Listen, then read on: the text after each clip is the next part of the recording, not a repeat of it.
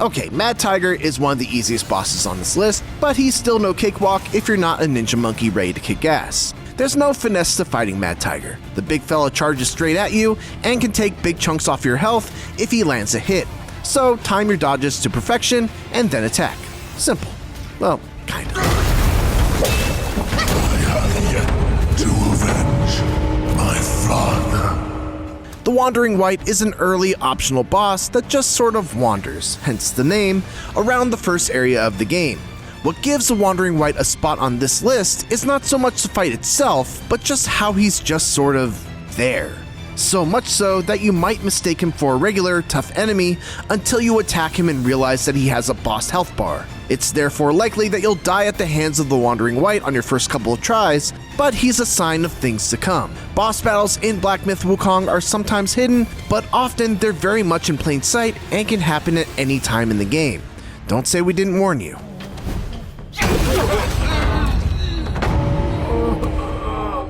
Kang Jin Star is an unassuming boss at first. Her glowing eyes are kinda weird, but surely she can't be that dangerous, right?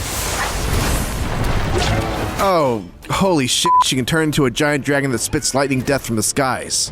In fact, all of her lightning attacks deal a ton of damage, and because she has both long and close range attacks, it's actually pretty tricky to land a decent hit on her. Plus, like Black Myth's other lightning-based bosses, her attacks are rapid fire, so you better nail your timing, otherwise you'll get hit by a thunder blast that will fry Monkey's fur in a flash.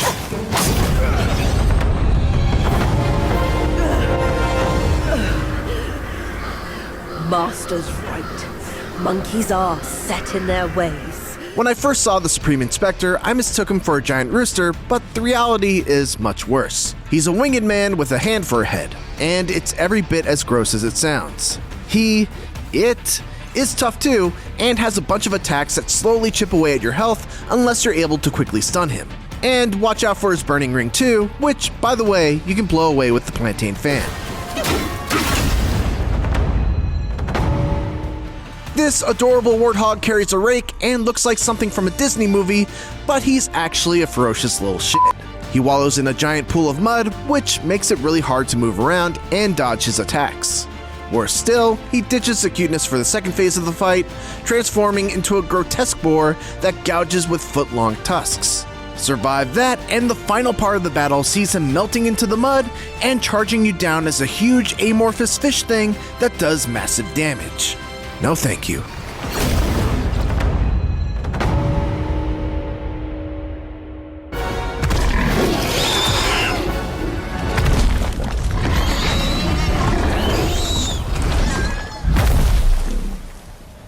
Despite ditching its human form and going full dragon right from the start, Red Long is the easiest of the dragon bosses. Like Kang Jin Star and the other dragon bosses, he wields devastating lightning attacks, but it's his speed that you really need to watch out for. Keep dodging and focus attacks on the bells on his back to stun him temporarily, giving you a few seconds to tear him a new one.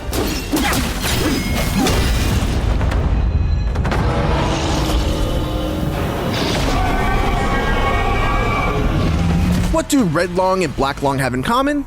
Apart from being a giant pain in the butt when it comes to fighting them, not much, but one is a long slithering dragon, and this guy is a chubby pigman with a dragon head. Dual-wielding lightning maces, Black Long is an optional boss in Chapter 2, but trust us, you should level up before you even think about challenging him.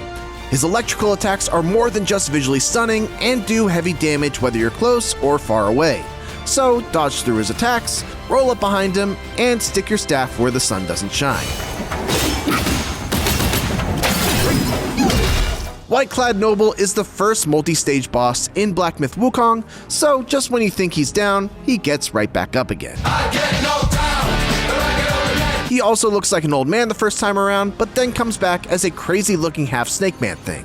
The key to beating White-Clad Noble is patience. Rushing head-on is almost a guaranteed death wish, but dodging his attacks from afar and waiting for the right moment to strike is a surefire way to put him down. Twice.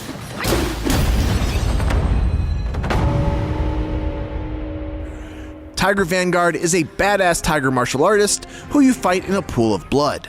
Yes, it's as cool as it sounds. He hits harder and faster than any of the bosses you've previously faced too. So make sure you have strong gear and a load of buffs to help in the fight. Have you ever played against someone in a fighting game like Tekken that just button mashes and seems like they never give you a chance to actually press a button yourself? That's kind of what it's like fighting the Emerald Arm Mantis. This boss attacks extraordinarily fast and is extremely aggressive, granting you precious few opportunities to turn the tables and land hits yourself. Fortunately, all your spells work great here. Immobilize can stop it in its tracks, giving you opportunities to stagger. Most of its attacks can be reflected with Rock Solid, and Pluck of Many allows you to overwhelm it with clones that all deal big damage.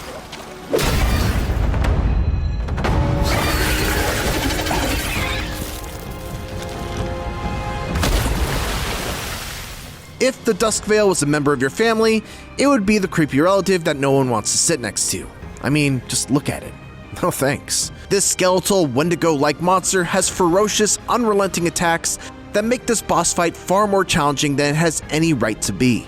His wild swings and combos are difficult to read too, making him a particularly tricky boss to get the better of. Also, every attack, particularly in the second stage, has some kind of twist to it.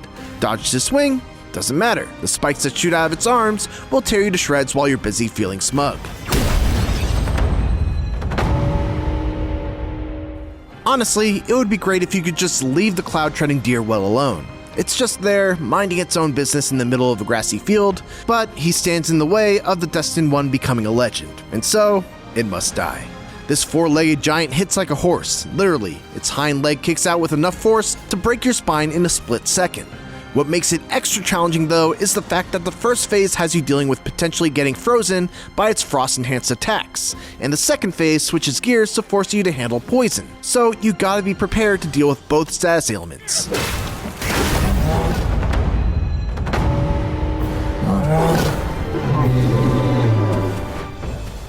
Unlike some bosses on this list, Stone Monkey isn't what you would usually call a two-phase boss. Rather, it's a boss that evolves into the Great Sage's broken shell, and while its second form is the more formidable of the two, the Stone Monkey is no pushover either. For starters, he's more than twice the size of our furry hero, and is super aggressive too, but his attacks are crude and can be dodged fairly easily. He's way tougher after he becomes the Great Sage's broken shell, and his ranged attacks like the Ring of Fire are nasty. What is it with this game and burning rings?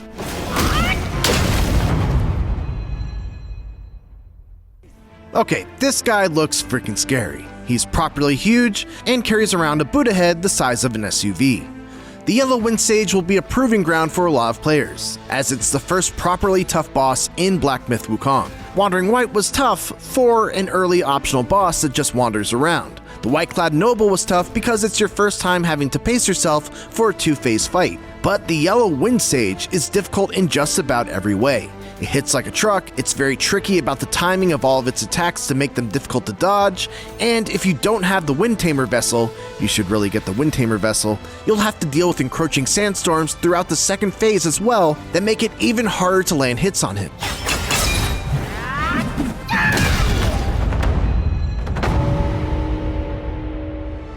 We'd shake this guy's hand for having such an awesome name if he wasn't such an asshole. Captain Wise Voice is a weird-looking thing, with horns and arms and legs sticking out in every direction. It's insanely tough too, and even your strongest attacks barely touch his health bar. But the real thing that makes this battle difficult is the fact that he can shrink your maximum life bar by half, allowing you to take less damage and dramatically reducing the effectiveness of your healing gourd. Oh, and don't forget the laser that shoots out of its metal orb brain thing. So yeah, great name, and also one of the toughest and most annoying bosses you'll encounter.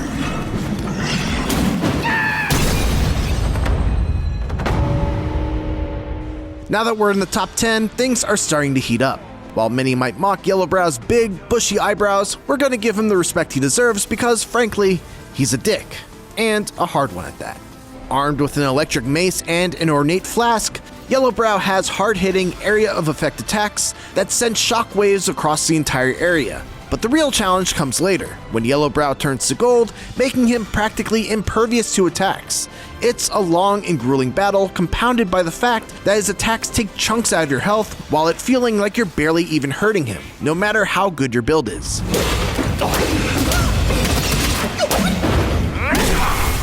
Welcome to one of the hardest fights in the whole game. The Yaksha King wields two extremely large blades, which sprout out of his arms and grow bigger as the fight goes on, which means it can be tough to build up a rhythm and makes it trickier to time dodges. Even worse, a single hit is enough to take a good chunk of your health, so good luck surviving for more than a few minutes. The Yaksha King excels at close quarters combat, which is bad news for you because you have to get right in his grill to do damage. Why couldn't he be long-sighted and struggle to land a hit? But between sharp area of effect attacks that force you to dodge backwards, the Yaksha King is a battle that requires precision and patience to come close to beating.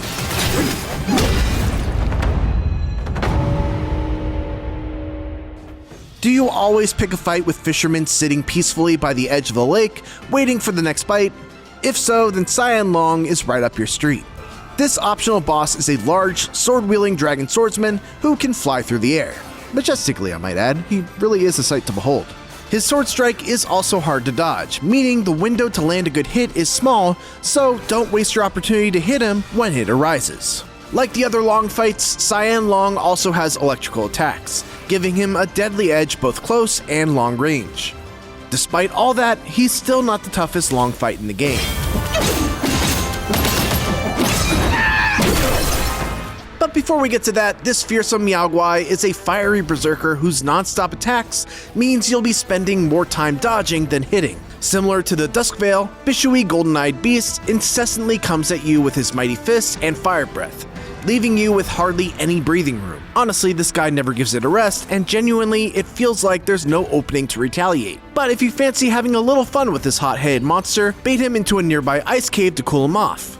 This changes his fire attacks to ice, which are much easier to deal with.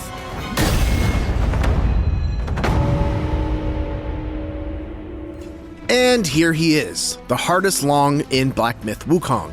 Like his peers, Yellow Long has wildly tricky attacks that are tough to dodge, but that's not the main reason you'll struggle. During his second phase, Yellow Long will constantly make it seem like you need to dodge, only to hold his attacks a few seconds before the real swing of his halberd comes. If you haven't mastered dodging, then you're going to be stuck on this brute for hours.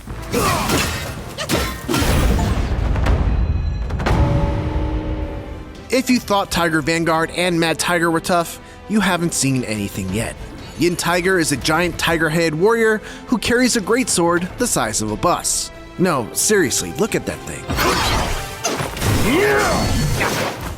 The duel that ensues is a total epic, and unsurprisingly for the number 5 on this list, is also one of the hardest fights in the game.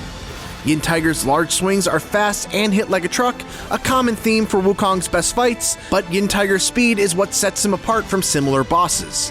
His ability to disappear and then reappear out of nowhere makes this challenging boss fight also one of the best in the entire game. And trading blows with Yin Tiger feels like pure kung fu cinema. It's hard, but man, it's so good.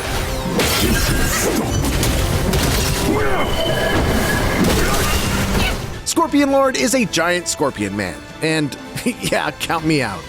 Like the nasty little arachnid he's based on, Scorpion Lord's giant tail, topped with a poisonous sting, is his deadliest attribute, and he's able to swing it to hit you.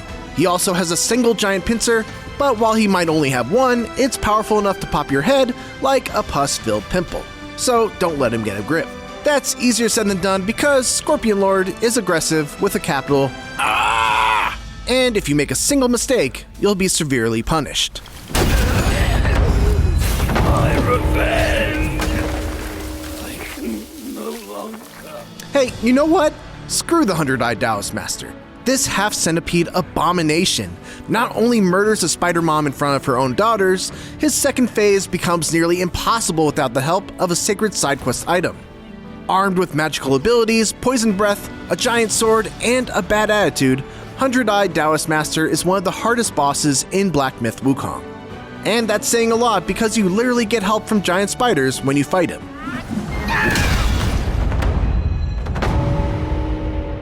Some of the best boss fights in video games are the ones that tell a story through gameplay and mechanics. And that's exactly what the final boss battle, not counting the true ending, of Black Myth Wukong does so effectively. It's a passing of the torch between the empty shell of the old Sun Wukong and the destined one. The fight begins with you fighting what is essentially just a husk of Wukong, But as the fight continues, more and more of the old Wukong starts to return to the stone monkey, until eventually you're fighting a near carbon copy of the Monkey King, who uses all of your own abilities against you, to great and often amusing effect. During our playthrough, there was a moment where I tried to take a sip from my flask, only for the boss to immobilize me mid-drink, before slowly walking over, grabbing the flask, and then drinking it himself. It's one of the coolest moments of any boss battle in recent memory, even if its appeal does wear thin after you've been stuck for hours on end without a way to skip the animation.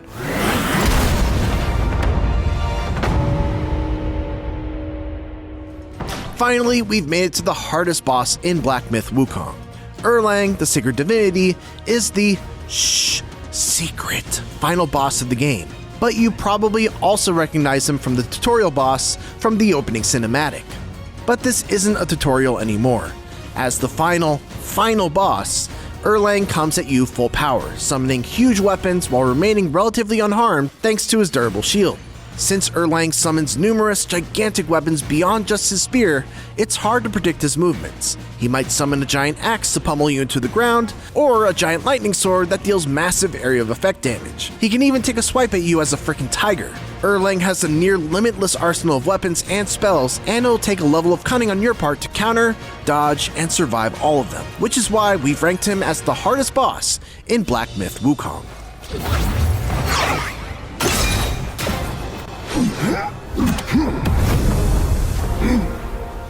That is our list of the top 25 bosses in Black Myth Wukong. Game Science went above and beyond to craft epic and difficult fights to pit against our destined hero.